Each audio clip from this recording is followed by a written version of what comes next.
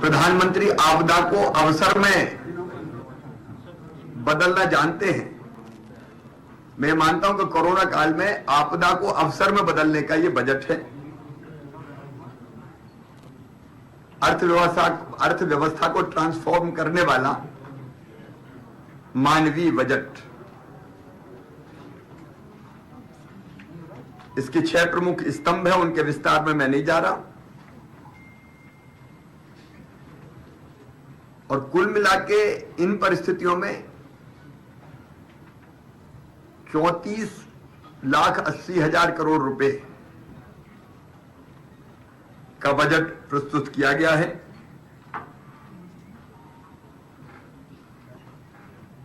आत्मनिर्भर भारत बनाने की दृढ़ इच्छा शक्ति का इसमें समावेश है और विशेषकर समाज का चाहे गरीब वर्ग हो, किसान हो, महिला सशक्तिकरण हो,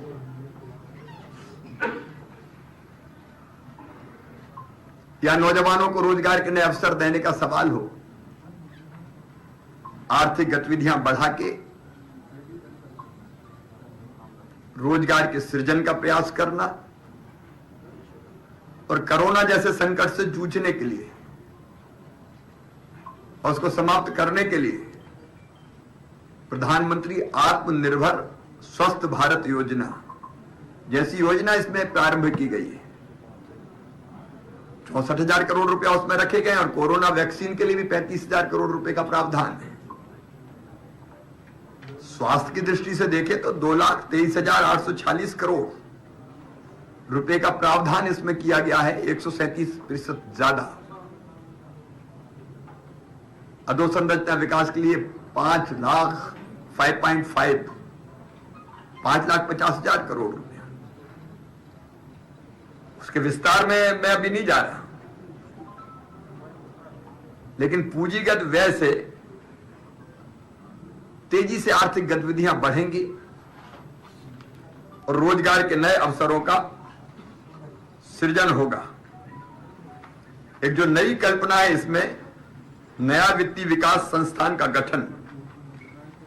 इससे पूंजीगत योजनाओं के लिए दीर्घकालीन ऋणों की व्यवस्था हो सकेगी। 7 नए टेक्सटाइल पार्क। आप जानते हैं कि रोजगार के सबसे ज्यादा अवसर टेक्सटाइल के सेक्टर में सृजित होते हैं। इटारसी से विजयवाड़ा तक मालवाहक ट्रैक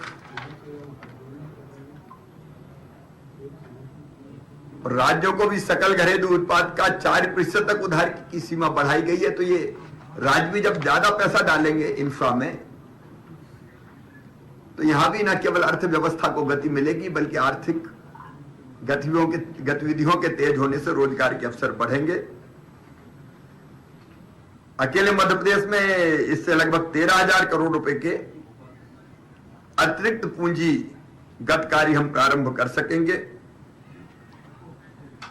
उज्ज्वला योजना के अंतर्गत 1 करोड़ नए परिवारों को, बहनों को सम्मिलित किया जाएगा।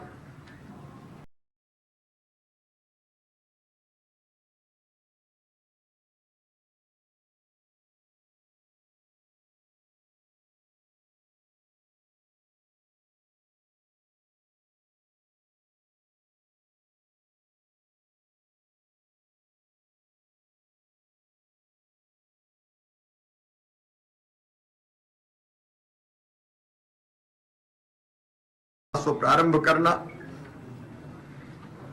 एकलव्य स्कूल के रूप में या सैनिक स्कूल 100 नए खोलना, ये शिक्षा की दृष्टि से क्रांति लाएंगे। इन परिस्थितियों में इससे क्रांतिकारी बजट की कल्पना कोई नहीं कर सकता था। इस बजट में मोदी जी की जिद, जुनून और जज्बा एक वैभवशाली, गौरवशाली, संपन्न, समृद्ध और सशक्त भारत के निर्माण का न केवल दिखाई देता है, बल्कि इससे साकार होता है। मित्रों, आज भोपाल के विकास का रोड मैप भी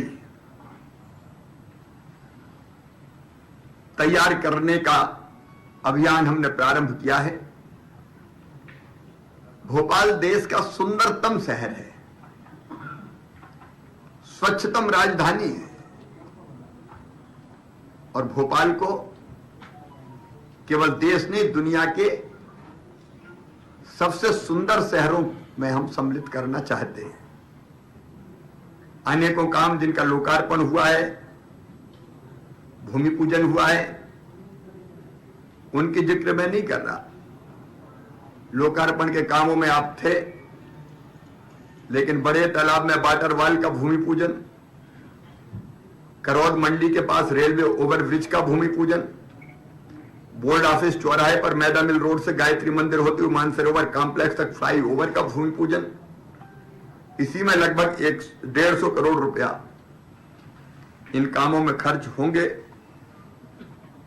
भानपुर खंती,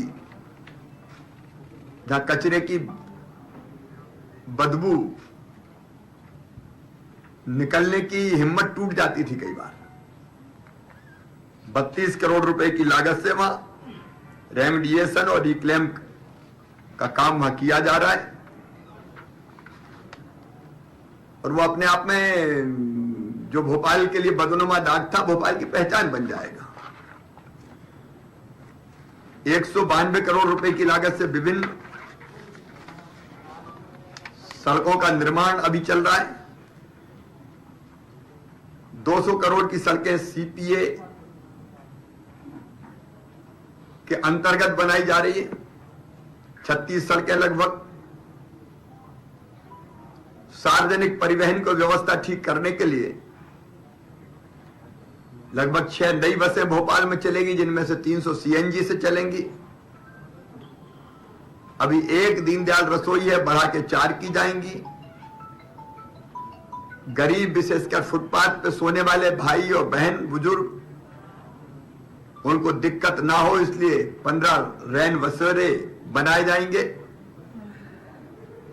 और 150 उद्यान पार्क विकसित किए जाएंगे। 200 टन क्षमता का बायो सीएनजी प्लांट स्थापित किया जा रहा है। सीएनजी का उपयोग शहर की बसों के परिवहन के लिए होगा। एनटीपीसी के माध्यम से 400 टन कचरे से चारकोल का निर्माण किया जाएगा। अभी मैंने सौंदर्यीकरण के लिए बड़ा तालाब तो वैसे ही सुंदरता की प्रतिमूर्ति है, लेकिन वाटर स्क्रीन और फाउंटेन स्थापित किया जाएगा। साथ में जीरो वेस्ट क्रूज रेस्टोरेंट भी संचालित करने की कार्य योजना बना रहे हैं। हमारा टीटी नगर का दशहरा मैदान भोपाल के सार्वजनिक जीवन में अलग स्थान रखता है। 26 करोड़ रुपए की लागत से उसका विकास किया जाएगा। भोपाल को एडवेंचर टूरिज्म की डेस्टिनेशन हमको विकसित करना है, उसके लिए कार्य योजना बनाई गई है। केवल एडवेंचर नहीं, टूरिज्म भी बढ़े। इलेक्ट्रॉनिक व्हीकल को पर्यावरण के लिए बढ़ावा दिया जाएगा, उसके लिए 67 इलेक्ट्रॉनिक चार्जिंग स्टेशन स्थापित करेंगे। शहरी विकास के साथ साथ गरीबों को भी स्थान होगा, इसलिए 52,000 नए मकान गरीबों के लिए, जिनमें मल्टी भी होंगे, निर्मित किए जाएंगे। उसकी कार्य योजना बनाइए। लगभग 700 करोड़ रुपए की लागत उसमें होगी। अयोध्या नगर बाईपास का निर्माण 326 करोड़ रुपए की लागत से होगा। कोलार रोड का भी 414 करोड़ रुपए की लागत से होगा। बैरागढ़ फ्लाईओवर जरूरी है, उसका भी हम प्लान बना रहे हैं। लगभग 264 करोड़ रुपए की लागत आएगी। और कोच फैक्ट्री ब्रिज,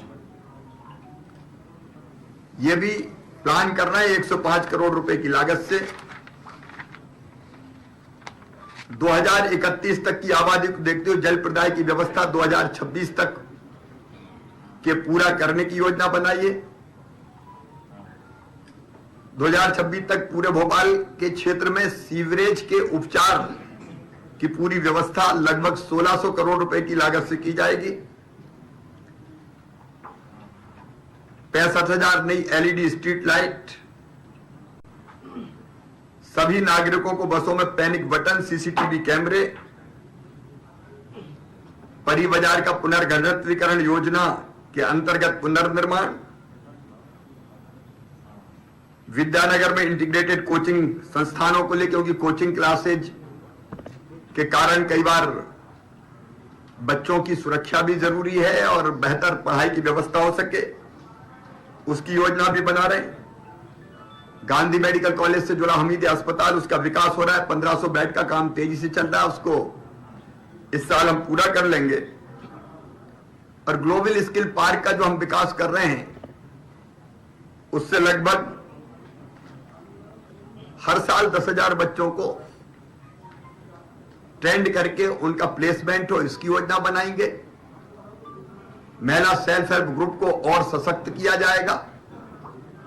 शौर्य स्मारक भोपाल की पहचान है, उसको नया स्वरूप देने की कार्य योजना बनाई गई है। मनुआ भान की टेकरी पर भारत माता परिसर और शौर्य स्मारक के पास हमारे क्रांतिवीरों की स्मृतियों को जोड़ने वाले पार्क का भी विकास किया जाएगा। इंफ्रास्ट्रक्चर के क्षेत्र में भोपाल की जो पीडब्ल्यूडी, सीपीएस सहित अलग अलग विभागों के पास सड़कें हैं, उनका पुनर्निर्माण किया जाएगा। अभी कुछ चीजें और प्लान में है, ये पहला प्रेजेंटेशन देख के कुछ चीजें फाइनल की है। कुल मिला के भोपाल दुनिया का सुंदरतम शहर होगा, जिसमें गरीबों को भी स्थान होगा और पर्यावरण जैसी चीजों का भी ध्यान रखते हुए हम आगे बढ़ेंगे। धन्यवाद। आगामी मध्य प्रदेश का बजट उस पर बात करेंगे। भोपाल में नगर निगम का ऑफिस नहीं है कहीं?